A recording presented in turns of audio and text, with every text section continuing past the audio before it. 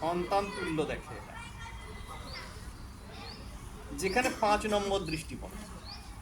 বৃহস্পতি পঞ্চম দৃষ্টি হচ্ছে সন্তান তুল্য দৃষ্টি, অর্থাৎ কি যেখানে দেখছে 5 নম্বর দৃষ্টি দিয়ে সেই ঘরটা তার কাছে কিন্তু সন্তান তুল্য।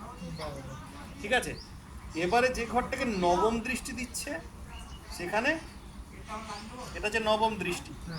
নবম দৃষ্টি হচ্ছে এটাকে বলছে সেই ঘরটাকে গঙ্গা জলের মতো পবিত্র করছে।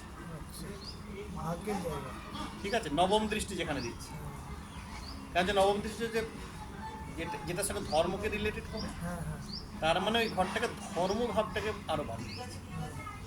ঠিক আছে, বৃহস্পতি তাহলে 5, 7, 9 গুরুর জায়গা, গুরুর নবম দৃষ্টি। হ্যাঁ, তার মানে এই ঘর তো, তার মানে যে ঘরগুলো তো নবম দৃষ্টি পড়লো, পঞ্চম দৃষ্টি, এই ঘরগুলো ভালো হয়ে গেল। 3 নম্বরটাও বললে?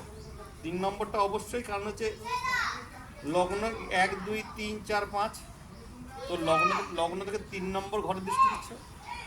একাদশা থাকলে তো দৃষ্টিটা 3-এ পড়বেই। আমি কেন তো তোদের প্র্যাকটিক্যালি দেখাচ্ছি, তোদের বুঝতে অসুবিধা হবে। প্রথমে বললো 5, 7, 9, তাহলে এই তো 1, 2, 3, 4, 5, এই তো এই দৃষ্টিটা 5-এ, তো এটা 5 দৃষ্টি, তো পঞ্চম। 5, 7, 9, তবে 3 বললে কেন? এই তো 7, তোকে এই ঘরটা লগ্ন থেকে কি 3 নম্বর ঘর তো। আচ্ছা, লগ্ন। আমি তো ব্যক্তিগতই কেন বোঝাচ্ছি, ব্যক্তিগত লগ্ন থেকে বোঝালে নিজের আগে আমরা যখন জ্যোতিষবিদ্যা শিখেছি তখন লোকের দেখতে যাই, নিজেরটা আগে দেখছি, প্রত্যেকেই তাই।